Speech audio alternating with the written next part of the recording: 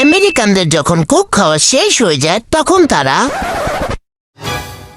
যা, কোকটা শেষ হয়ে গেল, এখন কি করব? দূর, ফালাই দে, বাসে নিয়ে কি লাভ হবে? আর আমাদের বাঙালিদের কোক খাওয়া যখন শেষ হয়ে যায়, কোকো খাইলো, বোতলও পাইলো। কোকের লেগে তাই বোতলটা কিনলাম, এই বোতলটাই হলো মেন। যাই যা, কোকটা খায় আমার লাভ এলো, লস হলো না। যেই গরম পড়ছে, এখন আমি ফ্রিজে থিয়া দিব, ঠান্ডা ঠান্ডা পানি খাম। আমেরিকান মেকানিকদের কাছে যখন মোবাইল ঠিক করতে দেওয়া হয় তখন তারা মোবাইলটিকে ভালোভাবে চেক করে নেয় মোবাইলটি কি নষ্ট হয়েছে কিনা।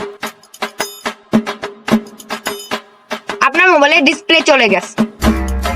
আর আমাদের বাংলাদেশের মেকানিকদের কাছে যখন মোবাইল ঠিক করতে দেওয়া হয়, দেখেন তো ভাই, মোবাইলটার কি হয়েছে?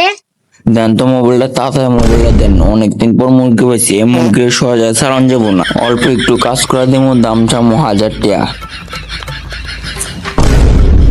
আপনার মোবাইলের আপিএস চলে গেছে, ঠিক করতে 500 টাকা লাগবো।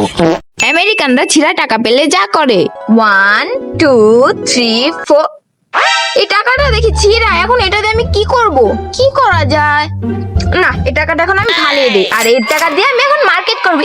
আর বাংলাদেশে ছিঁড়া টাকা পেলে যা করে, 1 2 3, যা অনেকদিন পর টাকা পাইছে, আজকে বাকি টাকা দিয়া দিমু। কি রে, এটা দিয়ে সিরা পাইল। কি করি এলা, এই সিরা টাকা যদি দে, দোকানদার তো আমার ধরে মারবো। একটা বুদ্ধি পাইছি। আমার জিনিসটা কই গেল? এই যে আমার জিনিস, এটা দিয়ে লাগে, এটা দিয়ে লাগালে দোকানদার বুঝবো না। বাদ দিয়ে লাগালে যদি বুঝছে একা, এটা দিয়েই লাগাই, বুঝবো না। সাদা কষ্ট তো বুঝবো না। এই তো লাগা জায়গা, এই তো লাগা জায়গা, দোকানদার রেবাকা দিমু, বুঝবো না কিছু। আমেরিকান কারো কাছ থেকে যখন পানি চাওয়া হয় তখন তারা বলে, আই এম সো সরি, আমি কাউকে পানি দিতে পারবো না। জাপানে কারোর কাছ থেকে যখন পানি চাওয়া হয়, অবশ্যই নেন। এবং আমাদের বাংলাদেশের কারোর কাছ থেকে যখন পানি চাওয়া হয়, মুখ লাগাইছি, খাইবেন? আমেরিকান মেয়েদের যখন বয়স জিজ্ঞাসা করা হয়, আই এম সো সরি, আমার বয়স আমি কাউকে বলি না। জাপানিজ মেয়েদের যখন বয়স জিজ্ঞাসা করা হয়, আমার বয়স মাত্র 14 বছর। আর বাঙালিস মেয়েদের যখন বয়স জিজ্ঞাসা করা হয়,